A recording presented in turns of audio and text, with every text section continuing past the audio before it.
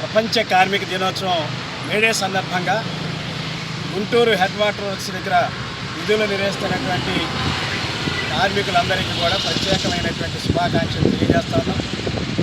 రాష్ట్రంలోని మున్సిపల్ డిపార్ట్మెంట్లో పనిచేస్తున్న కార్మికులందరికీ మేడే శుభాకాంక్షలు.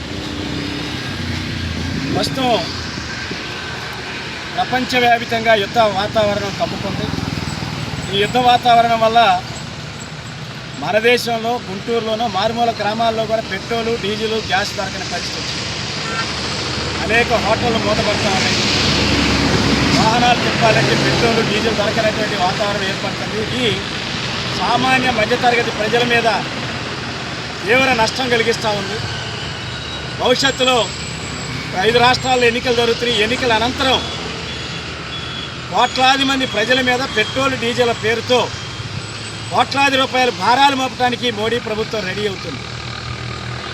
ఇంకోవైపు కార్మిక వర్గాన్ని కట్టుబానిసలుగా మార్చడం కోసం మోడీ ప్రభుత్వం రాష్ట్రంలో ఉన్న తెలుగుదేశం పార్టీ ప్రభుత్వాలు లేబర్ కోడ్స్ పేరుతో కార్మిక చట్టాలన్నింటినీ కూడా నిర్వీర్యం చేస్తున్నారు. యజమానులు చుట్టాలుగా మారుస్తున్నారు. పిఎఫ్ చట్టం, సమ్మె హక్కు, యూనియన్ పెట్టుకునే హక్కు, ఇటువంటి అన్నీ కూడా కార్మికులకు దూరం చేస్తున్నారు. ఇటువంటి విధానాలు కార్మికులకు తీవ్ర నష్టం. జీతాలు పెంచమని కానీ లేదా హక్కులు కల్పించమని అడగటానికి నోరెత్తడానికి వీల్లేని పద్ధతిలో ఇవాళ న్యాయ సంహిత పేరుతో పోలీస్ చట్టాలు కూడా మార్పులు తీసుకొచ్చారు. ఇది అత్యంత ప్రమాదకరమైంది. ఇప్పటికే చంద్రబాబు గారి ప్రభుత్వం పెట్టుబడిదారులకి రాయితీల మీద రాయితీ, ప్రభుత్వ భూములు ఎకరానికి 99 పైసలకి అప్పనంగా కౌలుకిస్తున్నారు. నీళ్లు ఫ్రీ, కరెంటు ఫ్రీ, కార్మిక చట్టాలు అమలు చేయాల్సిన అవసరం లేకుండా ఈరోజు చంద్రబాబు గారి ప్రభుత్వం మోడీ చెప్పిందని కార్పొరేట్ సంస్థలకి నైవేద్యం పెడతా ఉన్నారు. ఇటువంటి విధానాలు కార్మిక వర్గానికి తీవ్ర నష్టం.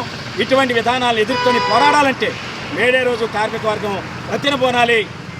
చికాగో కార్మికులు ఏమైతే స్ఫూర్తినిచ్చారో 8 గంటల పనిదినం కోసం ప్రాణ త్యాగం చేశారో అటువంటి త్యాగాలకు సిద్ధమై రాబోయే రోజుల్లో ఈ లేబర్ కోడ్స్ రద్దుకి, కార్మిక వర్గ హక్కులు కాపాడుకోవడానికి పోరాటాలు సిద్ధం కావాలని హైకోర్టు ఇచ్చినటువంటి తీర్పు ఏదైతే ఉందో శాశ్వత స్వభావం కలిగిన విధులు నిర్వహిస్తున్న కార్మికుల్ని పర్మనెంట్ చేయాలని హైకోర్టు చెప్పినటువంటి ఆదేశాలని రాష్ట్ర ప్రభుత్వం అమలు చేయాలి.